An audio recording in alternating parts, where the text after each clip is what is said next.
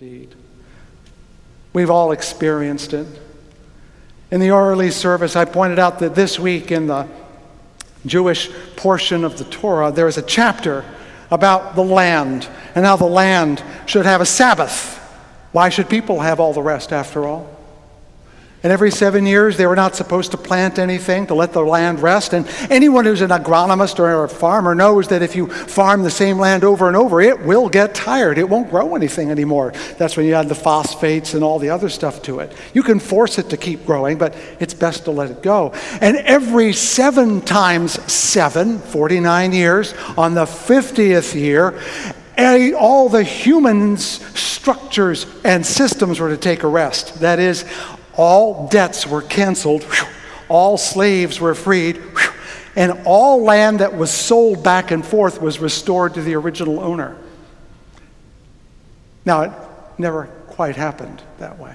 But the point was to understand that the economy was more than the land, more than the money. Do you know where the word economy comes from? Some of you do. It's a coinage from 2 Greek words, oikos meaning house and nomos meaning rules. It's house rules, babe, that's it.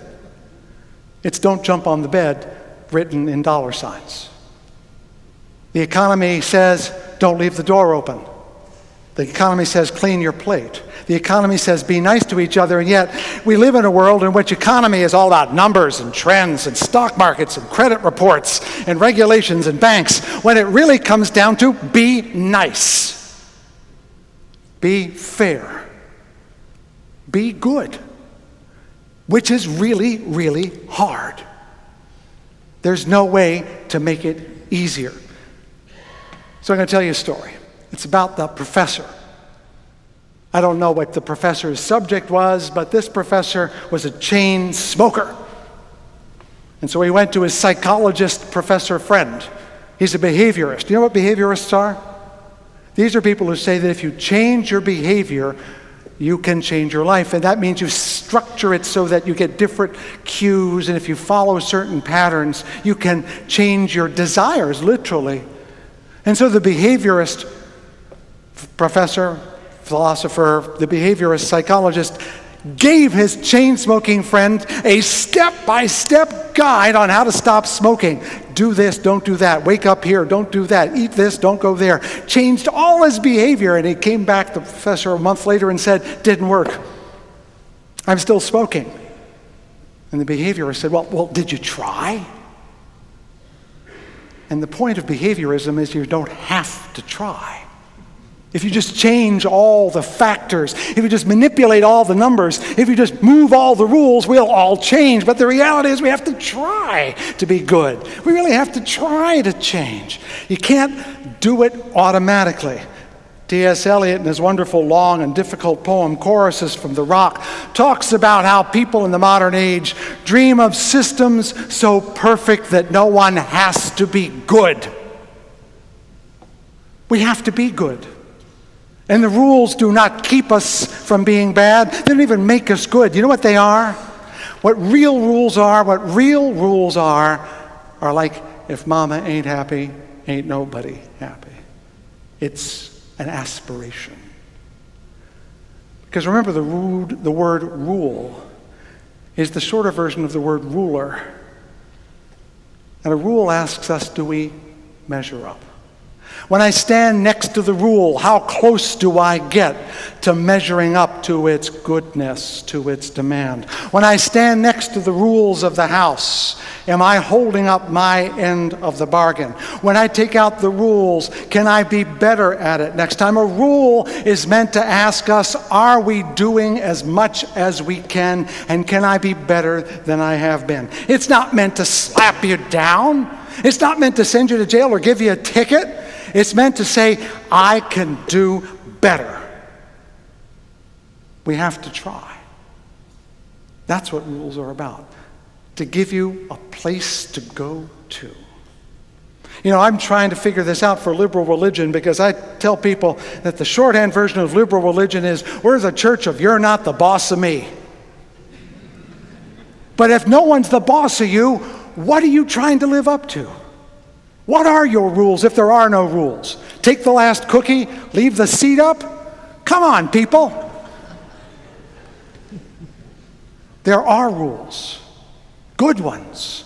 We all know them. And what brought us in here is not to get away from all the rules, but to get to the ones that matter. In this case, our Tea Party friends are not wrong. There are some basic rules, and we tend to lose track of how hard it is to keep focused on them and to keep working on them. We have to try. I'm working on this. For example, if free the mind, grow the soul, and change the world is our task, how do we do it? How do you know when you freed your mind? That's the rule. I've named something called religious literacy. When you know your stuff, you can be free to think on your own. I've said that spiritual fluency, being able to care for your own spiritual being, is a measure, a rule, a standard of growing your soul. I have said that moral competence is a standard, a rule of changing the world. If you don't know right from wrong or good from bad, you're not changing the world in a way you would be proud of. I think about how other religious groups have asked some of their members to reach. If you were a good Mormon and you got to be 19 years old, you would go away for 2 years of missionary work. Now, I admit if you send religious liberals into the countryside to knock on doors, when they'd answer, you'd say, I don't know. But surely we have some mission worth sharing, and surely we have a religion worth living for, not just showing up for periodically. Do we not have enough to ask ourselves to give something of ourselves? Which is one of the reasons why I think it's hard for us to talk about money and giving, because we don't have a standard. I can't say give a tithe. I can, but you won't listen to me. Because you're free to ignore me, because remember, this is the church of you're not the boss of me. But who is the boss of you? Who is the boss of you that's freeing your mind, that's growing your soul, that's changing the world? What standard are you trying to live up to? How are you changing your life so that it conforms to the things that matter most to you? What do you eat? What do you wear? How do you work? Where do you live? You think these things are confining, but I say there are standards. We should be looking for it. Asking ourselves, am I living up to the values I believe in?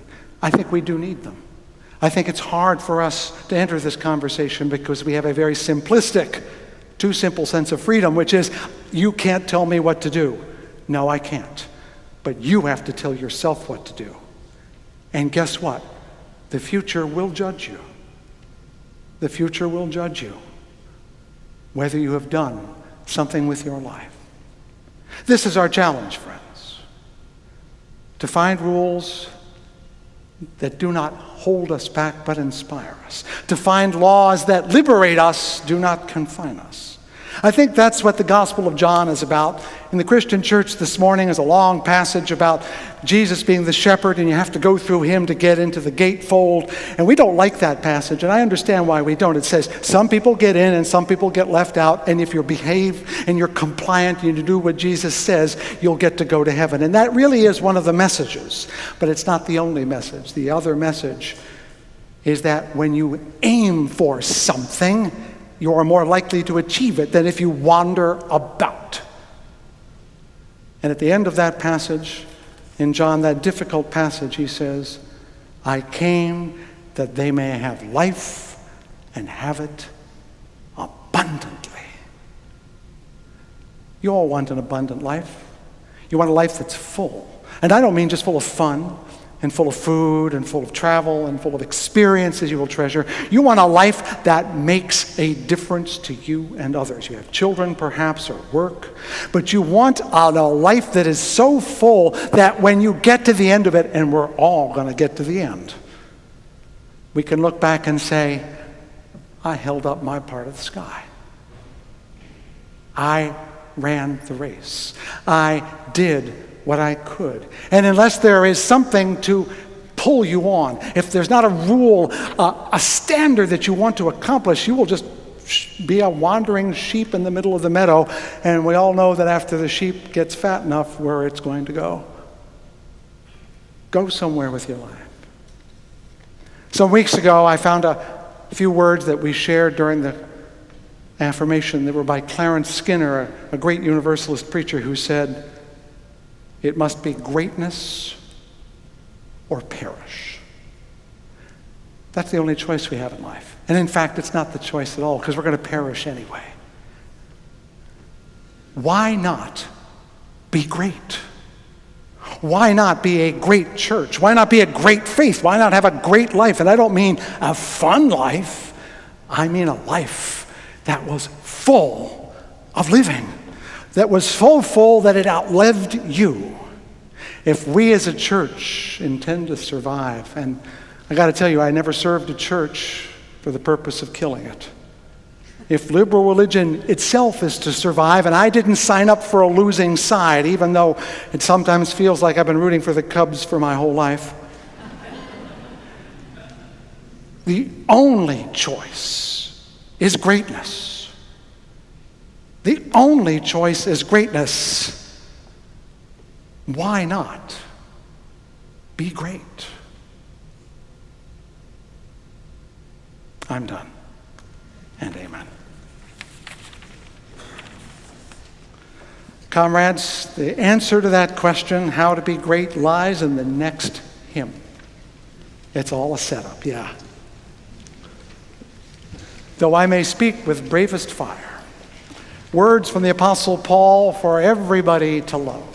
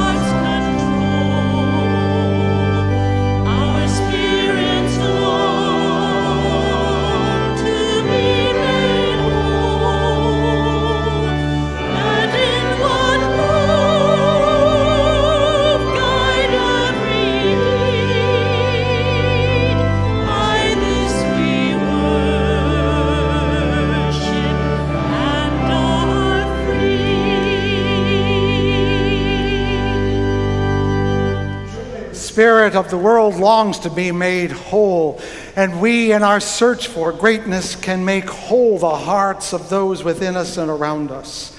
So therefore, let ours be a religion which, like sunshine, goes everywhere. Its temple, let it be all space, its shrine, the mere good heart, its creed, all truth, its ritual, works of love. For this is indeed, like every other day, a day which God has made for us. Let us ever rejoice and be glad in that chance to be more whole than we were before. Amen and amen. Go speak the stars apart until their shining gold. The sower scatters rocky seed. The rain Sorry, gotta cut through.